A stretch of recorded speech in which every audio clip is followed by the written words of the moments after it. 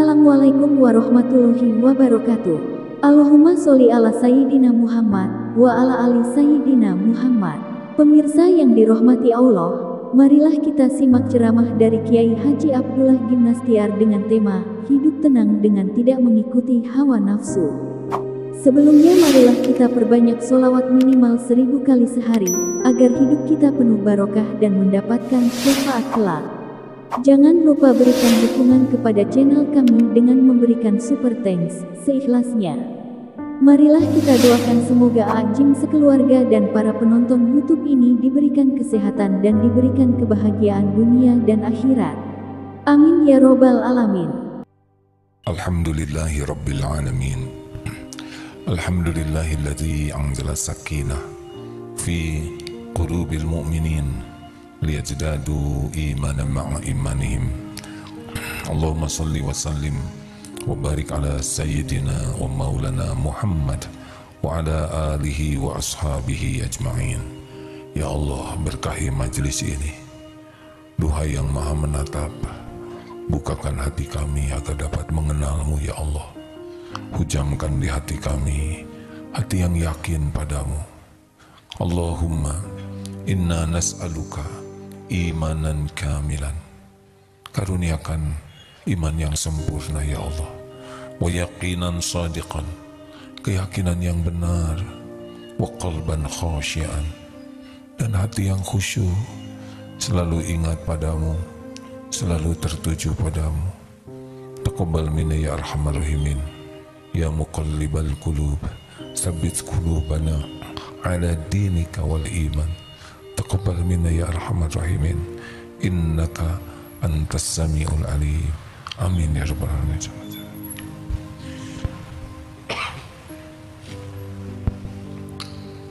Tidak ada orang yang yakin kepada Allah kecuali Allah yang menghujamkan di hati siapa yang Dia kehendaki. Tidak ada tandingannya nikmat yakin kepada Allah dibanding nikmat apapun. Maka banyak orang yang sibuk ingin meningkatkan penghasilan, meningkatkan aset, padahal yang penting adalah meningkatkan keyakinan kepada Allah. Barang siapa yang diberi keyakinan, dialah yang diberi kebahagiaan hakiki, diberi kemuliaan, dan insya Allah diberi keselamatan. Tidak ada tandingannya. Berikut ini nomor 44. Bismillahirrahmanirrahim. Kitab Al-Hikam nomor 44. Wala an tashaba jahilan la yarda an nafsihi khairun laka min an tashaba aliman yarda an nafsihi fa ayyu ilmin li alimin yarda an nafsihi wa ayyu jahlin li jahilin la yarda an nafsihi. Dan sekiranya engkau berkawan, berteman seorang yang bodoh, ilmunya belum banyak, yang tidak memperturutkan hawa nafsu, ilmunya belum banyak, tapi orangnya tidak diperbudak nafsu, lebih baik daripada engkau berkawan dengan orang yang alim, yang ilmunya banyak, tapi selalu memperturutkan nafsunya, diperbudak nafsunya. Maka ilmu apakah yang menjadikan seseorang disebut orang berilmu, tapi selalu memperturutkan nafsu? Dan sebaliknya, kebodohan apa seseorang yang tidak diperbudak nafsu, yang bisa mengendalikan nafsunya? Sudah kita bahas kemarin bahwa pokok segala maksiat, segala kelalaian, syahwat itu karena kita sibuk ingin memuaskan nafsu. Belajar agama banyak, apakah langsung menjadi orang yang baik? Belum tentu.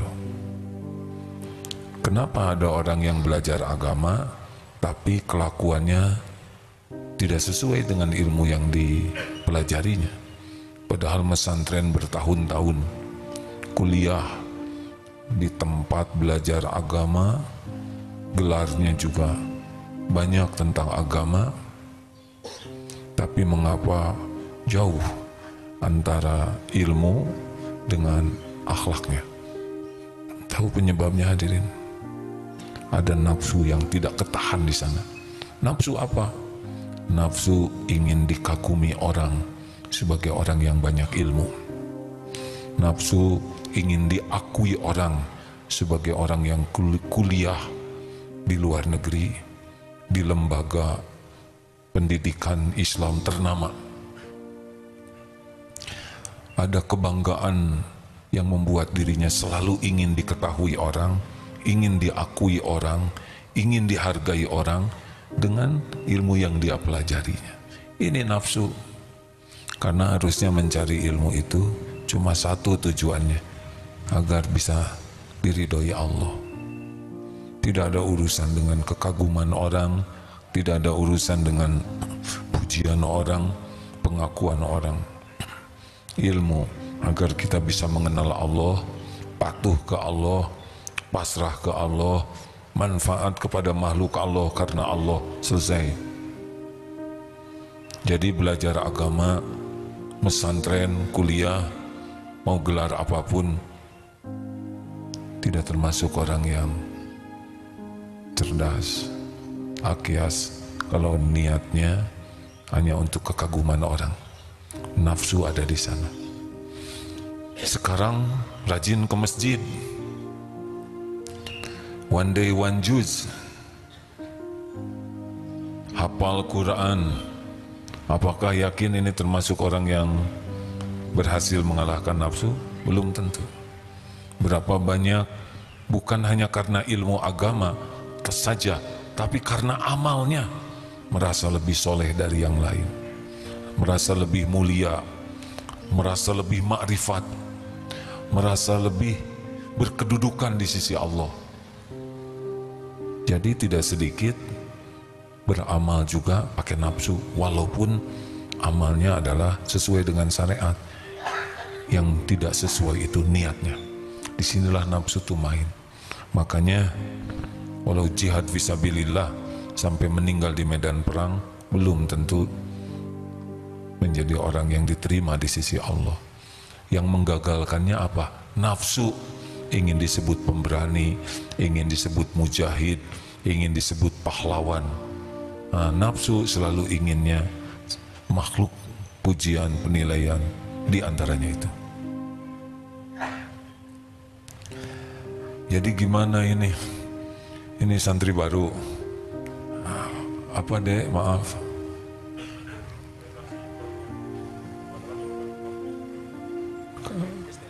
STAI, mahasiswa. Berat. Namanya aja mahasiswa. Harusnya diganti tuh, kurang cocok. Yang bagus adalah lulusan SMA ya, atau mahasiswa. Hati-hati ya dek, mau apa kuliah di sini? Pengen gelar, nggak ada apa-apanya. Ingin enteng jodoh. Kenapa kuliah di sini? Saya ingin lebih mengenal Allah, lebih mengenal apa yang disukai Allah dan apa yang tidak disukai Allah. Saya ingin hidup ini menjadi hamba yang dicintai Allah. Mudah-mudahan dengan kuliah begini Allah mengizinkan hidup saya bermanfaat. Selesai. Mau apa belajar agama? Mau keren? Tidak keren kalau diperbudak nafsu. Masih ingat cerita kemarin, Kamis kemarin tentang mau belajar? Masih ingat tidak? Siapa yang ingat? Kalau yang ingat tolong ceritakan. Diulangi, boleh? Ada seseorang guru agama berbicara ke muridnya, nak, engkau sudah cukup belajar di sini. Kau harus cari ilmu, berguru ke tempat yang lain, supaya wawasannya luas, ilmunya luas. Ke siapa saya berguru? Ajak. Masuk sebuah majelis taklim begini, duduk santri, duduk. Ada yang sedang ceramah begini. Assalamualaikum, waalaikumsalam, siapa? Mau ikut belajar? Oh ya, silakan. Nah, gurunya tidak duduk. Saudara jangan niru ini ya. Berdiri saja di sana. Muridnya duduk. Kenapa saudara tidak duduk? Duduklah. Maaf Ustaz, saya mau berdiri saja. Loh, kenapa begitu? Tidak sopan. Kenapa berdiri? Saya ada rasa kurang enak lihat Ustaz. Kurang ajar. Baru datang sudah ngomong kayak gini. Tuh lihat, ini tamu kurang ajar, tidak tahu diri. Pergi sana. Ya, saya mohon maaf Ustaz. Ajak santri, Assalamualaikum, pergi. Datang lagi ke majelis taklim, persis sama, Assalamualaikum, duduk. Saya mau berdiri saja. Kenapa berdiri? Tak kenapa hati saya tuh ada rasa kurang enak lihat Ustaz. Astagfirullah, ya Allah, ditutup wajahnya. Ya Allah, orang baru datang saja sudah tidak enak melihat diriku. Engkau tahu siapa diriku yang sesungguhnya. Nangis tobat, tidak banyak bicara. Duh ya Allah. Langsung datang minta maaf. Tidak ada niat apa-apa sih. Saya menitipkan murid. Ada bisa diambil tidak hikmah? Saudara tidak usah niru kayak gini ya. Ada hikmahnya tidak? Mana yang kira-kira bisa mengendalikan nafsu? Yang pertama atau yang kedua? Nah, kita belajar agama supaya makin terkendali diri kita. Walaupun ilmu agamanya tinggi, walaupun ibadahnya seperti yang bagus, seperti ya, tapi kalau diperbudak nafsu kita bisa jadi ahli maksiat. Tidak dikatakan bodoh orang yang bisa mengendalikan diri. Mungkin ilmu agamanya belum tinggi, mungkin tidak punya gelar yang banyak, tapi sangat bisa mengendalikan niatnya, ingin dinilai Allah, mengendalikan matanya, mengendalikan amarahnya, mengendalikan syahwatnya. Bagaimana orang seperti ini disebut bodoh? Padahal itulah yang pintar. Bagaimana orang disebut pintar kalau dia sombong, dia ria, dia berzina matanya, pikirannya, ngomongnya sesukanya, amarah tidak terjaga, serakah kepada dunia? Di mana kepintarannya? Karena orang yang pintar, yang akyas, ayyul mu'minina akyas. Siapa orang yang pintar? Bagaimana? Aksaruhum lil mauti dzikra wa ahsanuhum, orang yang paling banyak mengingat kematian dan yang paling baik mempersiapkan diri untuk kehidupan sesudah mati. Makanya dia mengendalikan diri. Jangan salah milih teman, jangan tergiur dengan aksesoris, casing. Tergiurlah dengan kemampuan seseorang mengendalikan nafsunya. Ini yang paling sedikit berbuat salah. Semua kelalaian, semua kemaksiatan, syahwat, karena tidak serius mengendalikan nafsu. Nafsu mau dia lakukan, ilmunya tidak bermanfaat. Jadi bagaimana disebut orang alim kalau orang diperbudak nafsu? Pasti banyak maksiatnya. Bagaimana disebut orang bodoh kalau orang bisa mengendalikan nafsunya? Makanya adik-adik, kita ini ilmunya sedikit. Pesantren kita belum seperti pesantren lain. Pesantren lain banyak ilmunya. Kiainya juga ilmunya luas, tinggi, mendalam. Para ustadznya begitu. Sejujurnya pesantren kita masih sedikit ilmunya. karena menyadari ilmu kita belum banyak, maka sambil menuntut ilmu, bermujahadahlah mengendalikan nafsu. Apa nafsu yang paling pertama yang harus dikendalikan? Jangan mengilahkan selain Allah. Jangan lengket di hati kita siapapun apapun selain Allah. Ini yang harus dilatih. Latih untuk tidak berharap apa-apa dari makhluk. Kalau kita berharap ke makhluk, mesti kita mudah tersinggung, mudah sakit hati, mudah jengkel, mudah kecewa, mudah marah. Kenapa? Karena hatinya lengket ke makhluk. Kalau kita sudah tidak berharap apa-apa dari makhluk, untuk kepentingan pribadi kita jauh lebih sederhana hidup ini, lebih ringan, jarang jengkel, jarang sakit hati, jarang marah-marah. Bu, mana ibu-ibu masa keperakan? Di atas. Ibu masa ketinggian ini. Ya, begitu. Jangan centil, jangan ingin dikagumi orang, jangan ingin diperlakukan spesial, jangan merasa kita berhak diperlakukan spesial oleh orang lain. Jangan serba ingin diketahui. Ilmu, kedudukan, ya aksesoris kita kalau tidak diperlukan, sudah diam saja. Tidak ada perlunya kita cari kedudukan di sisi makhluk. Keperluan kita cuma satu, Allah yang maha dekat, yang maha tahu isi hati, yang menguasai segala-galanya, suka, ridho kepada kita. Selesai. Tidak rumit hidup ini. Nanti Allah akan membimbing kita. Kalau kita harus dapat ilmu, kita akan ketemu dengan ilmu itu. Kalau Allah menginginkan kita satu posisi, kita akan ada di posisi itu. Kalau Allah menginginkan kita manfaat, Allah memampukan kita bermanfaat. Sepenuhnya diri kita ada dalam kekuasaan Allah setiap saat. Kalau Allah suka kepada kita, nanti Allah akan atur sesuai dengan potensi yang Allah berikan. Tidak harus seperti orang lain. Kita tidak harus seperti orang lain. Kita jadi diri yang disukai Allah. Allah jadikan diri kita manfaat, apakah ilmu, apakah rezeki, ataukah keteladanan kita, Allah nanti yang atur.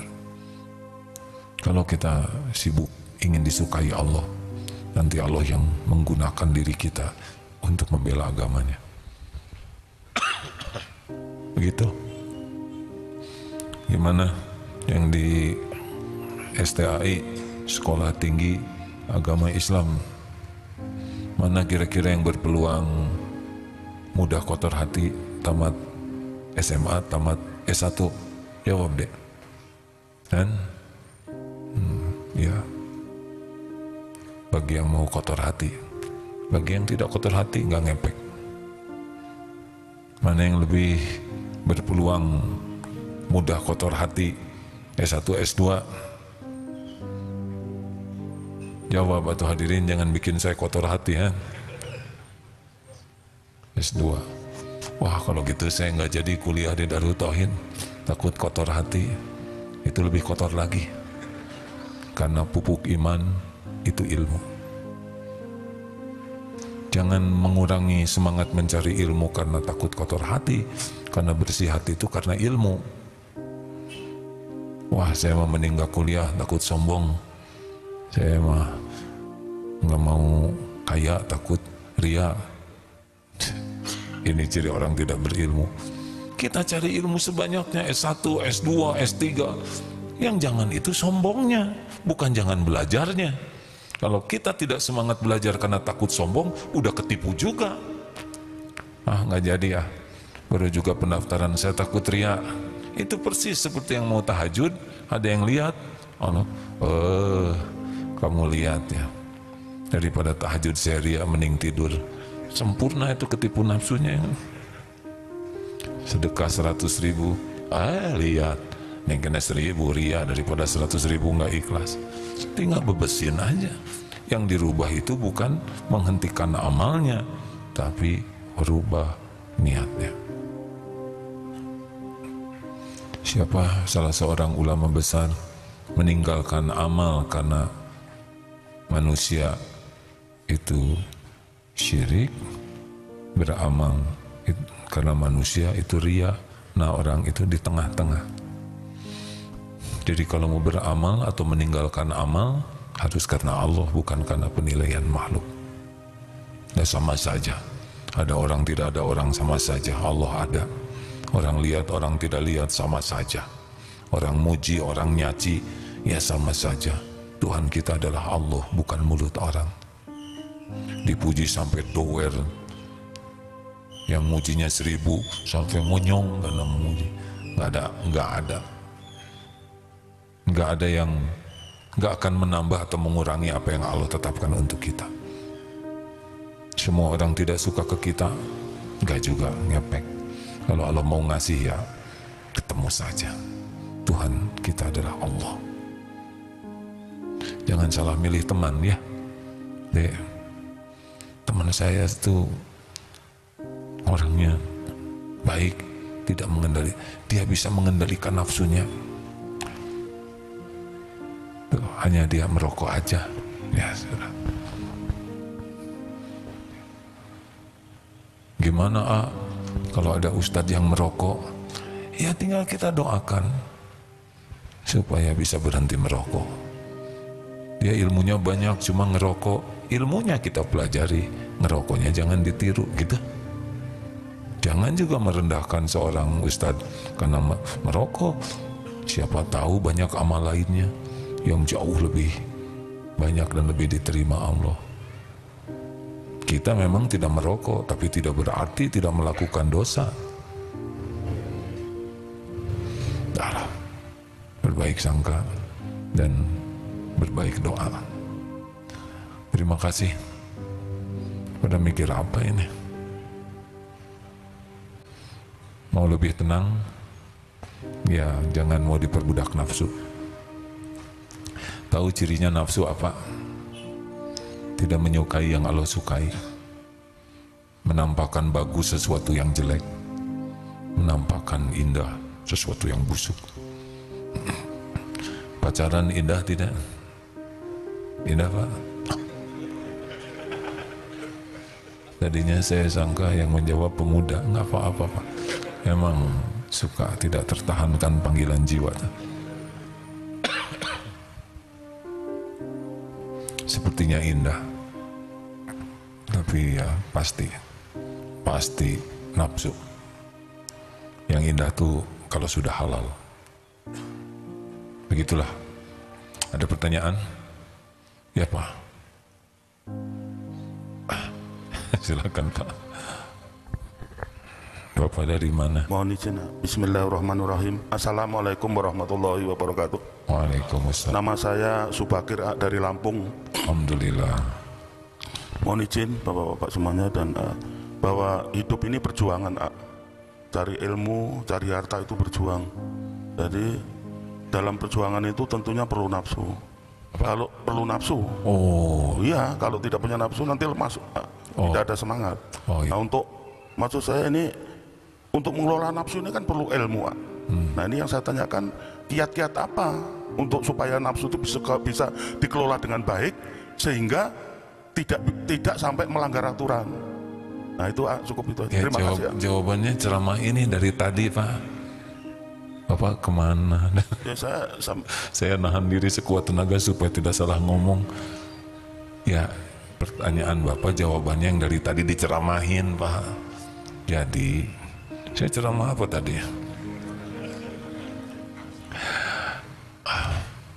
Belajar terus. Yang penting pertama niatnya Pak.